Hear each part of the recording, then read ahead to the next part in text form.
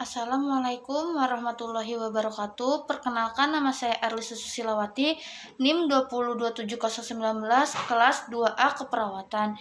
Di sini saya akan menjelaskan materi tentang keperawatan medikal bedah pada laringitas. Definisi laringitas adalah inflamasi laring. Eksikopedia keperawatan. Laringitas adalah peradangan yang terjadi pada pita suara karena terlalu banyak digunakan karena iritasi atau karena adanya infeksi.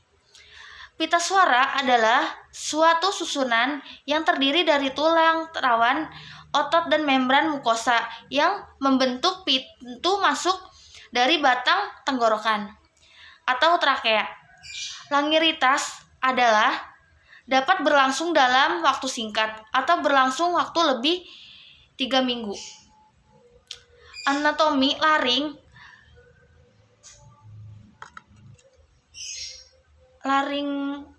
laring bentuk laring menyerupai limas segitiga terpancung dengan bagian atau lebih terpancung dan bagian atau lebih besar daripada bagian bawah. Batas atas laring adalah aditus laring, sedangkan batas candal katigon namanya krikoid. Ada juga fisiologi laring. Laring berfungsi sebagai proteksi batuk, respirasi, sirkulasi, menelan emosi, dan fonasi. Fungsi laring untuk proteksi adalah untuk mencegah agar makanan dan benda asing masuk ke dalam trakea dengan jalan menutup aditus laring dan rima glotis yang secara bersamaan. Ada juga etiologi. Etiologi inflamasi laring sering terjadi sebagai akibat terlalu banyak menggunakan suara, pemajanan terhadap debu, bahan kimiawi, asap, dan polutan lainnya, atau sebagai bagian dari infeksi saluran nafas. Atas kemungkinan juga disebabkan oleh infeksi yang terisolasi yang hanya mengenai pita suara. Penyebab yang paling sering adalah penyebab infeksi virus pada saluran pernafasan sebagian atas. Misalnya common cold. Laringitis juga bisa menyertai bronkitis, pneumonia, influenza, pertusitis, campak, dan difteri. Dan ada juga klasifikasi laringitis. Laringitis akut ini dapat terjadi dari kelanjutan infeksi saluran nafas seperti influenza atau common cold. Infeksi virus influenza itu adalah atau tipe A dan tipe B. Influenza itu tipe 1, 2, dan 3. Rahivirus adalah adenovirus. Penyebab lain adalah Haemophilus influenza dan Branchiamelia, Cantarellus, Staphylococcus pyogenes, Staphylococcus aureus, dan Staphylococcus pneumonia. Penyakit ini terjadi karena perubahan musim atau cuaca. B. Laringitis kronik adalah inflamasi dari membran mukosa laring yang berlokasi di saluran nafas atas. Bila terjadi kurang dari 3 minggu, dinamakan akut dan disebut kronis bila terjadi lebih dari 3 minggu. Perbedaan laringitis akut dan kronik. Laringitis akut terdiri dari rhinovirus, parayazavirus, adenovirus, virus munfus, varicella zoster virus, dan penggunaan asma inhaler. Ada juga laringitis kronis, infeksi bakteri, infeksi tuberkulosis, sifilis, leptospirose, virus, dan jamur. Yang D, patofisiologi. Hampir semua penyebab inflamasi ini adalah virus.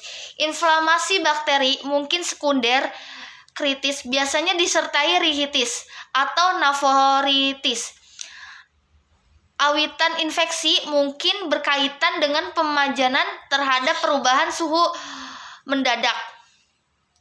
Laringitis umum terjadi pada musim dingin dan